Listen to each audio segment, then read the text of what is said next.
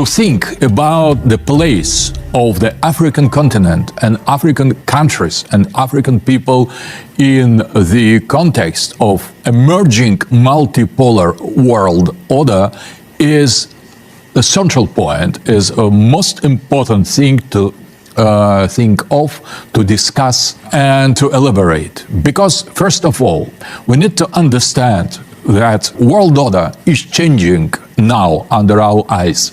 The previous unipolar world order, based on the unipolarity, on the hegemony of the West, of the globalist liberalism and capitalism and colonialism, is over. The time, epoch, the age of domination of the West over the rest is over. A new world order is taking shape just in front of us. It is multipolar world order. African continent should be united and should become the real independent pole of the multipolar system.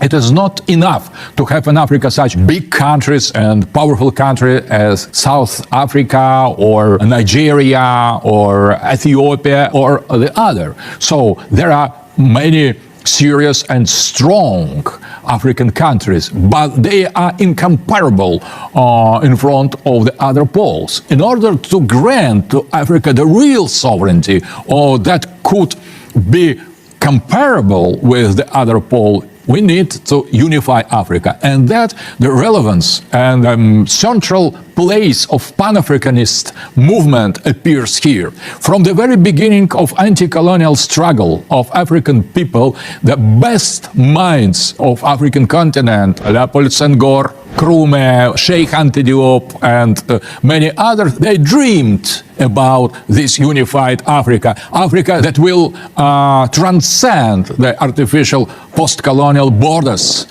cutting the tribes, the ethnic groups, the cultures, ancient African political entities, and imposing the colonial rules for the post-colonial Africa. So we need to think about how to help to the Africa to become independent pole, the big space, how unite Africa on the spiritual level, on the economical level, on the financial level, on the security level. So we need greater Africa as the new pole of multipolar world.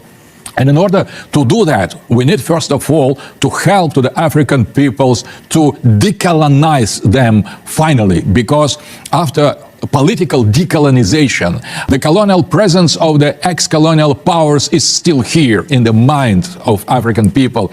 So there is a kind of colonization of minds, because colonial powers coming out from Africa, they have left here their political ideas, liberalism, nationalism, their economical system, capitalism, market society, their cultural patterns that now embedded in the anti-human tradition of LGBT, post-humanism, and so on.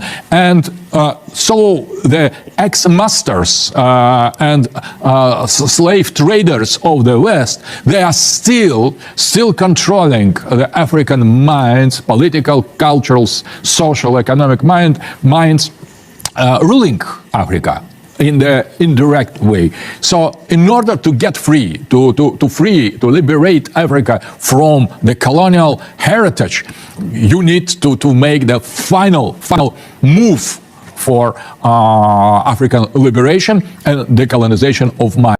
They say time heals all wounds, but for Africa, time has only deepened the scars. For centuries, her cries echoed through the winds, unanswered. Her lands were rich, yet her people starved. Her sons and daughters were strong, yet they were shackled. The world watched Africa bleed, and the hands holding the knife smiled as they waved flags of diplomacy. But today, in a world that believed Africa would never rise, one man dares to shake the ground beneath the feet of giants.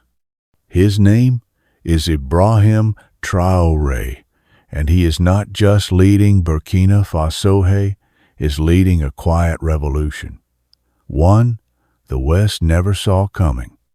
Long before Traore stood before cheering crowds, Africa's suffering began on ships. The slave trade wasn't just an atrocity, was an erasure.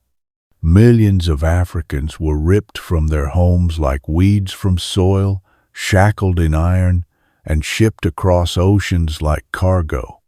They were whipped until their backs bled, their names stripped away, their gods forbidden.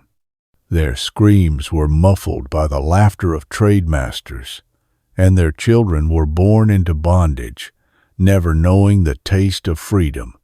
Africa, the mother of civilization, was reduced to a market of bodies. Before we continue, don't forget to like, comment, and subscribe to our channel, and share this video with your friends, because this helps us to move more people. And when slavery was finally abolished, the chains were simply replaced with contracts and flags. Colonization followed a cruel illusion of progress.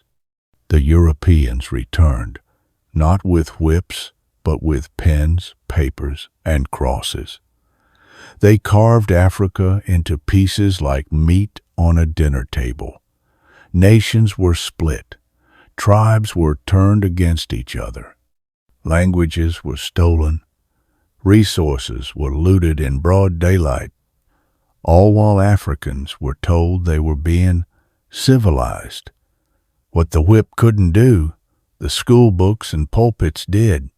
They colonized not just the land, but the mind. Even after independence swept across Africa, true freedom never came. The colonizers left physically, but remained in every structure they built. African leaders who dared to challenge this hidden rule were silenced. Economies remained tied to their former masters. Education systems still echoed colonial lies. Africans learned to wear foreign suits, speak foreign tongues, and dream foreign dreams. Hunger persisted. Streets named after colonizers stayed. Pride was replaced by shame, and silence became survival. But silence breeds fire, and fire births revolution. In the heart of West Africa, a man named Ibrahim Traoré rose from the dust. Young, fearless, and driven by something deeper than politics' dignity. He did not come to shake hands with the old world, but to cut the strings of its puppet show. Traoré saw what many leaders refused to see, that Africa is still enslaved not in chains, but in ideas. And he knew that before Africa could be free, she must first remember who she truly is. He turned his back on the lies of the West, rejected the fake aid wrapped in debt, exposed the manipulation of global powers who never wanted Africa to stand. Traoré called for unity among African nations, not on paper, but in purpose.